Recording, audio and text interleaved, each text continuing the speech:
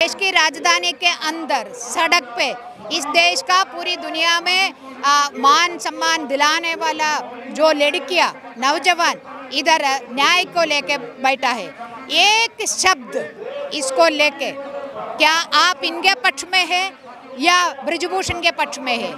क्या आप न्याय के पक्ष में है क्या अन्याय के पक्ष?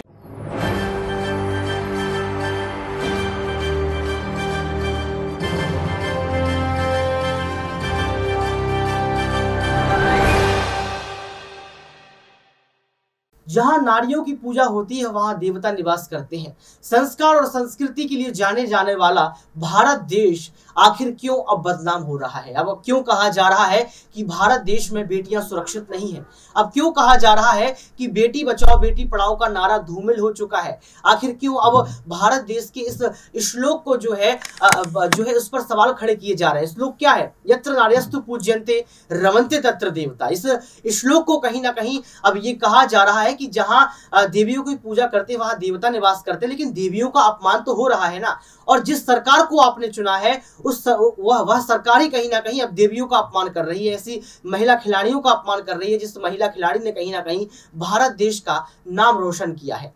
नमस्कार, आपके साथ मैं हूं ऋतिक सविता। स्वागत है आपका SPN 9 न्यूज में। दर्शकों, इस रिपोर्ट को देखिए जिस रिपोर्ट में कहीं ना कहीं महिला ने जो है एक महिला का दर्द सुना दिया। देखिए इस खास रिपोर्ट। सीधा सवाल ये है कि अगर देखा जाए कि जिन महिलाओं को कहीं ना कहीं देवियों के रूप में पूजा जाता है देश में, और आज वही महिलाएं यहाँ पर लगातार धरने प्रदर्शन पे बैठी, लेकिन सरकार सुन नहीं रही, जू तक नहीं देख रही उन पे। तो क्या लगता है कि सरकार अब कोई कदम उठाएगी या अभी भी शांत बैठी रहेगी? देखो, इस सरकार के बारे में आप पूछ रहे हैं। ये सरकार बेशक बीजेपी के नेतृत्व वाला सरकार है, मगर इस सरकार को चलाने वाला RSS है। उस RSS मनुवाद की सोच रखने वाला है। वो मनुवाद महिलाओं को जो सेकंड ग्रेड सिटीजन जो व्यक्ति के रूप में मान रही है। महिला की जगह सिर्फ घर की 4 दीवार के अंदर होना है, तो महिला की बराबरी इसका उसूल के खिलाफ है। इन RSS का मनुवाद सोच के खिलाफ है। तो ऐसा सोच रखने वाला सरकार इसी प्रकार व्यवहार करेगा तो उसमें आश्चर्य होने का कोई बात नहीं है। एक बात है कि जब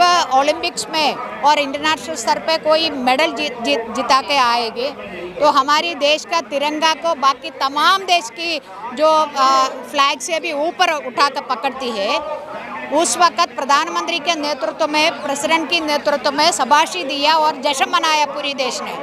आज उन्हीं महिलाएं जो देश का मान बढ़ाया था दुनिया के अंदर, उन्हीं लड़कियां आज न्याय का मांग लेके देश की राजधानी की सड़क पर दिन रात धरने पे है। तो प्रधानमंत्री को भी, हमारे देश की प्रेसिडेंट को भी शर्म से अपना सर झुकना चाहिए। उसी प्रकार का ये बोल रही है कि मदर ऑफ डेमोक्रेसी बोल रहे। मदर ऑफ डेमोक्रेसी क्या, जो गोद में जो बेटी न्याय के लिए रो रही है, ये क्या हमारे देश के लिए अच्छा है? ये बहुत शर्म की बात है। एक और छोटा सा सवाल यहाँ पर रहेगा कि जिस तरीके से लगातार प्रदर्शन पे बैठे हुए यहाँ पर साक्षी मलिक है, विनेश फोगाट है, और फोगाट परिवार ने तो कितना नाम रोशन किया है देश का, वो सबने देखा है। तो क्या लगता है कि क्या उस हिसाब से जो यहाँ पर लगातार लोग बैठे हैं, उनके समर्थन में जो लोग हैं, और मोदी सरकार यहाँ पर चुनाव जीतने के सपने देख रही है अगले साल, तो क्या वो पॉसिबल बात लग रही है? ना, बात ऐसा है, वो कल केरल में था, हम भी उनका भाषण सुन रहे थे।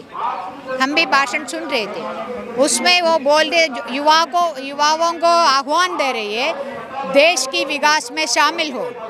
केरल में जाके बोल रहे, इधर देश की राजधानी के अंदर सड़क पे इस देश का पूरी दुनिया में मान सम्मान दिलाने वाला जो लड़कियां नौजवान इधर न्याय को लेके बैठा है। एक शब्द इसको लेके क्या आप इनके पक्ष में है या ब्रिजभूषण के पक्ष में है? क्या आप न्याय के पक्ष में है क्या अन्याय के पक्ष में है? कम से कम बोलो, मुंह खोलो।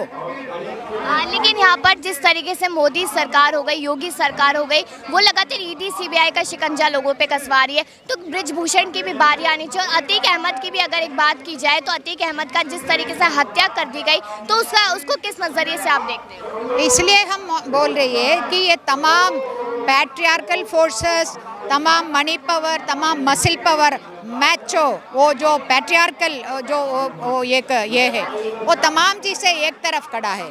तो एक लड़की दूसरी तरफ खड़ा है। तो ये बहुत बड़ा मुश्किल का एक संघर्ष है।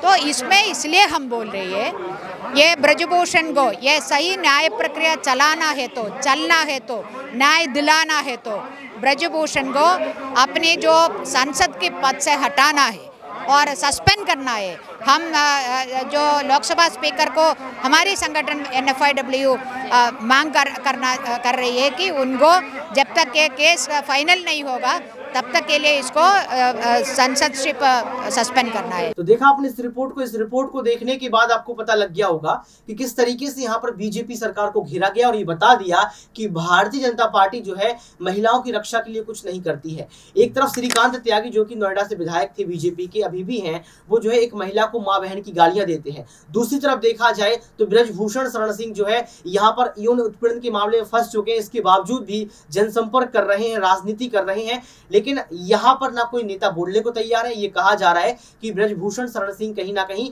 बाहुबली है। तो क्या बीजेपी पार्टी ऐसी बाहुबलियों से डरती है? लेकिन जो महिला ने यहाँ पर खुलासा किया है कि क्या आप इस बात से सहमत हैं? अगर सहमत है तो आप कमेंट बॉक्स में जरूर बताएं। आज के लिए सिर्फ इतना ही। देखते रहिए SPN9 न्यूज।